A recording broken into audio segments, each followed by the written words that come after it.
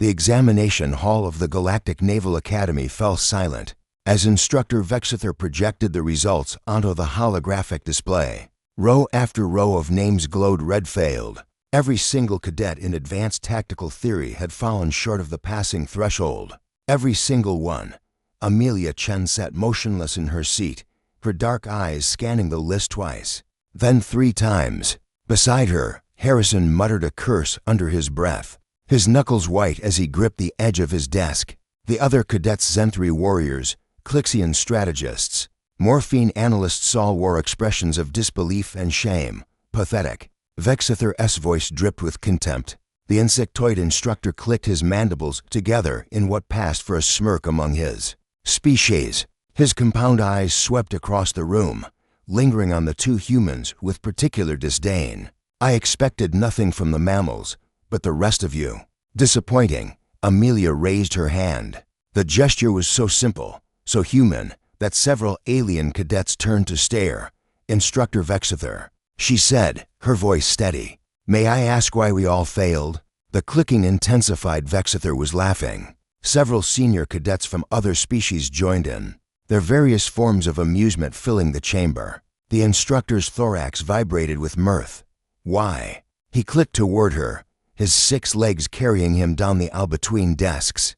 Because you are all fundamentally incapable of understanding warfare at the level required by this institution. The scenario I presented was a classic Zenthri siege formation against a fortified Clixian position. The answer has existed in military databases for 300 cycles.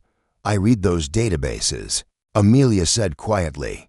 The classic response is a flanking maneuver using light frigates, while maintaining defensive positions with heavy cruisers. Correct. Vexither loomed over her desk now. And yet you provided no answer at all. You left your examination blank, as did Cadet Harrison, as did everyone in this room. Harrison leaned forward.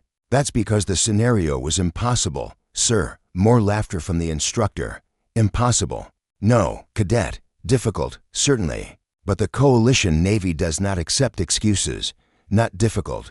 Amelia interrupted, standing now. Her small frame, barely 5.5 feet, seemed insignificant compared to the 8-foot instructor. Impossible. Your scenario contained a fundamental flaw. The laughter stopped. Explain. Vexither's tone carried a warning. Amelia pulled up her personal datapad, her fingers flying across the interface. You presented a Zenthri siege formation consisting of 47 heavy battlecruisers, arranged in a sphere around a Clixian defensive platform. The Clixian position had standard shielding and 60 defensive turrets. You asked us to devise a strategy to break the siege with a fleet of 23 ships. Yes. And the answer doesn't exist, she continued, projecting her own calculations onto the main display. Because you made an error in your scenario parameters. The Zenthri formation you described requires a minimum of 63 vessels to maintain structural integrity. With only 47, there would be gaps in sectors 4, 7, and 11. But you also specified that the formation had perfect coverage in your initial briefing. Vexither's antennae twitched. A minor discrepancy. No, sir. Harrison stood as well, pulling up his own analysis.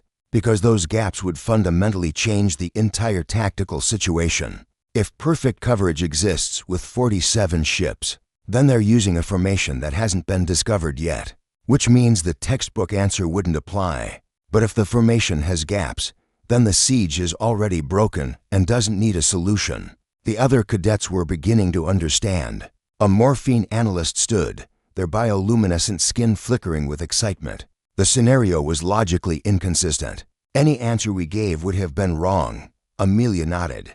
We didn't fail because we couldn't solve the problem. We failed because we recognized there was no valid solution and refused to provide false tactical analysis. Vexither's mandibles clacked rapidly, a sign of agitation. You dare suggest that I, a decorated instructor with 40 cycles of service, made a mistake? Amelia said simply, Sir, you made a mistake, and instead of acknowledging it, you failed an entire class of cadets who were smart enough to recognize the impossibility of the scenario. The room held its breath. This is insubordination, Vexither hissed. I will have you expelled. You won't. A new voice echoed through the chamber. Admiral Cortex, the Zenthri headmaster of the Academy, entered through the rear door. Her battle-scarred carapace gleamed under the lights. Behind her walked 3 other senior officers. "I've been reviewing the examination. Instructor Vexither." Cortex's voice was cold. "Cadet Chen is correct. Your scenario contained a critical error. These cadets demonstrated exactly the kind of analytical thinking we need in Coalition officers, the ability to question flawed premises rather than blindly follow doctrine." Vexither's entire body seemed to deflate. "Admiral, you're dismissed. Instructor, report to my office immediately." As Vexither slunk toward the exit, Cortex turned to the class. Her fierce eyes settled on Amelia and Harrison. "Humans," she mused, "we've underestimated your species' greatest tactical advantage." "What's that, Admiral?" Amelia asked. "Stubbornness." Cortex's mandibles curved upward in what might have been a smile. "The refusal to accept what you're told when your own analysis contradicts it. In 300 cycles, not one class has questioned that scenario. They all tried to force an answer where none existed." She paused. "Your entire class passes with honors." "Dismissed." As the cadets filed out, Harrison bumped Amelia's shoulder. "You just ended a 40-cycle veteran's career." Amelia shrugged, a slight smile playing at her lips. "He ended it himself when he forgot the first rule of tactics, which is, question everything, even your own assumptions." Behind them, the examination hall's lights dimmed, but the lesson would echo through the Galactic Naval Academy for generations to come. The day a human cadet asked why and changed everything.